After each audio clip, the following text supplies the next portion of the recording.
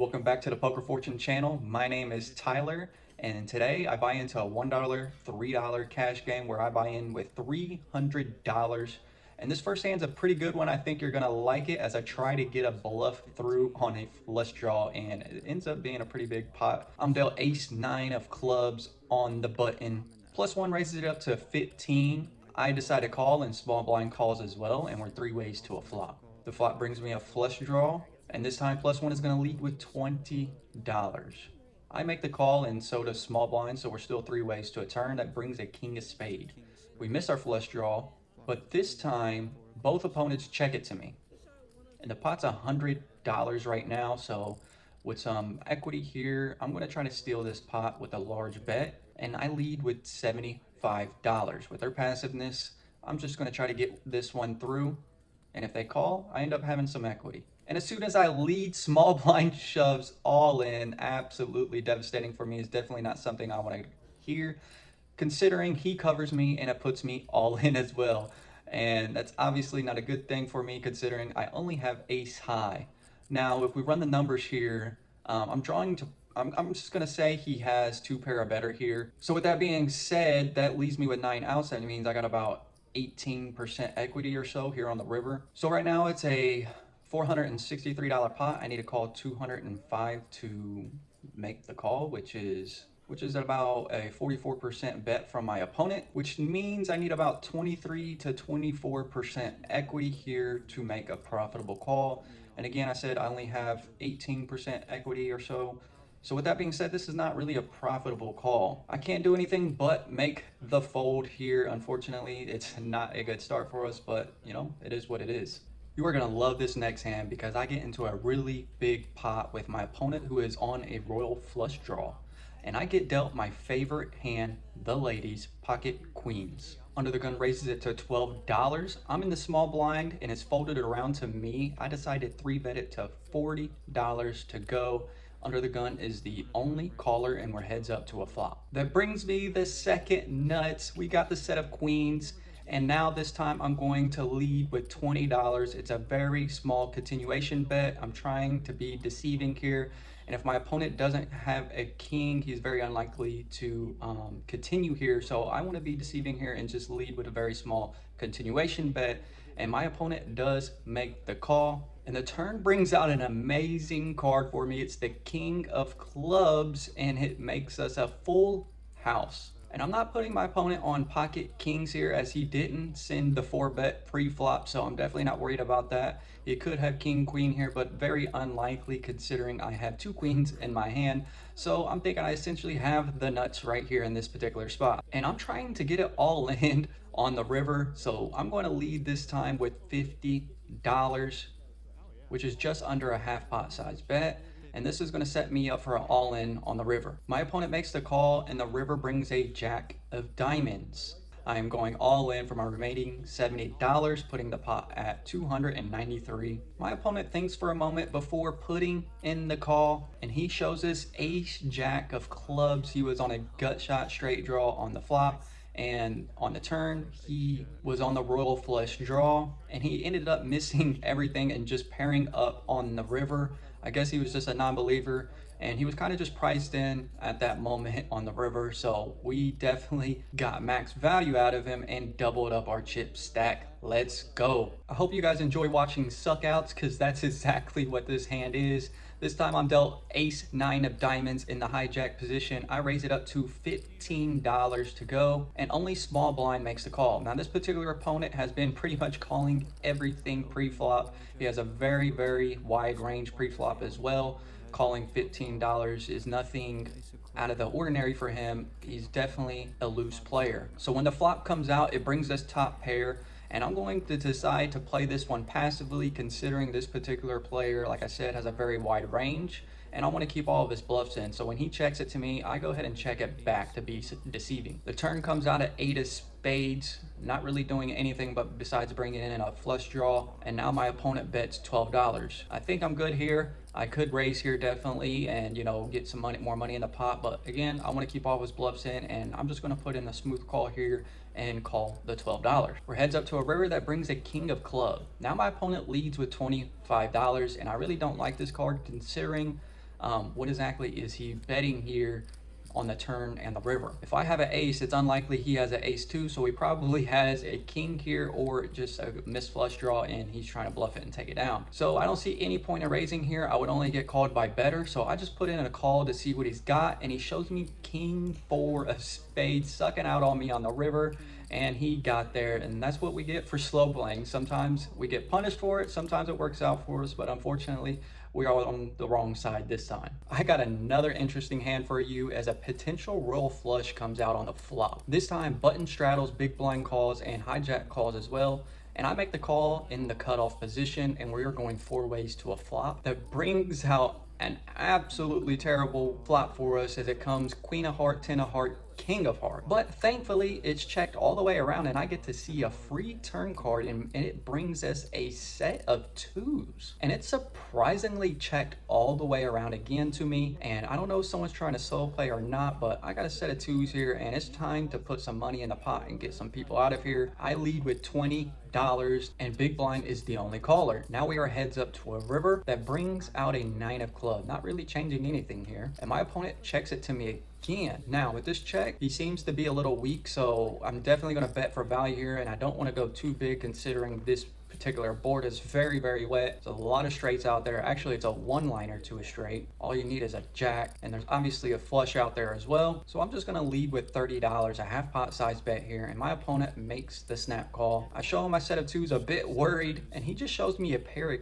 kings. He wouldn't show a second one, so I think he just had a weak pair of kings, and we're going to take down another pretty good sized pot here. You're not going to believe what happens in this hand as my opponent offers to show me his hand before I even act. I haven't called or folded or anything, and he literally offers to show me his hand, and I of course say yes. But first, let me tell you what happens pre-flop. I get dealt ace king offsuit in the under the gun position, and I open with $15.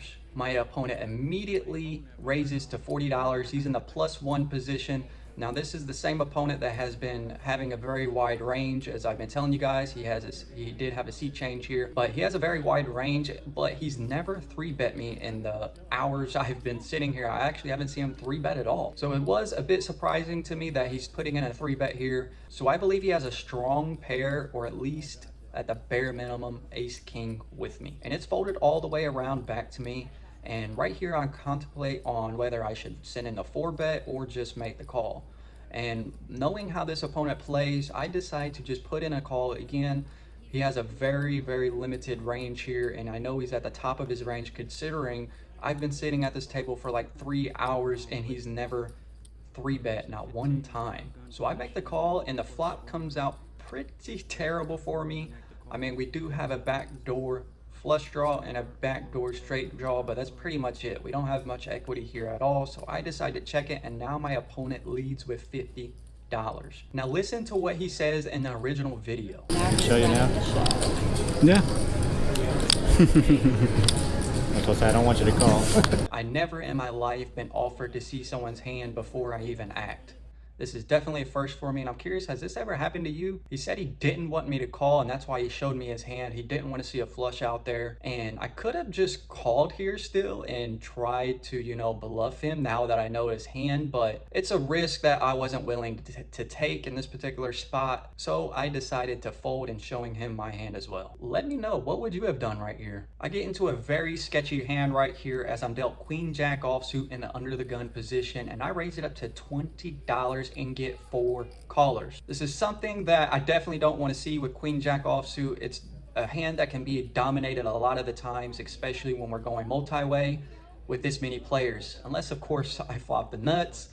But when the flop comes out, bringing 3 clubs, it's not too bad for me. But with this many players, someone could definitely already have a flush or even have an ace of club or a king of club in their hand. So I'm going to play the passive route in this one and check it. It's checked all the way around to the cutoff, who decides to lead for $45. Now, this player is last to act in this particular position, and he could just be trying to steal it or betting with top pair here or even a weaker flush draw. He should have a very wide range being in the last position here in this hand. So with that being said, said, I'm going to make the call and see what everyone else does. Everybody else thankfully folds, so that's very good sign for me. And the turn brings a 6 of diamond. Again, I elect to play the passive route here and decide to check it again. And my opponent thinks for about 30 seconds before checking it as well. Another good sign for me. And then the river brings out an ace of club. That's a beautiful card for me because that proves that he doesn't have the ace of club in his hand, obviously. So there's only one card that beats me, and that's the king of club.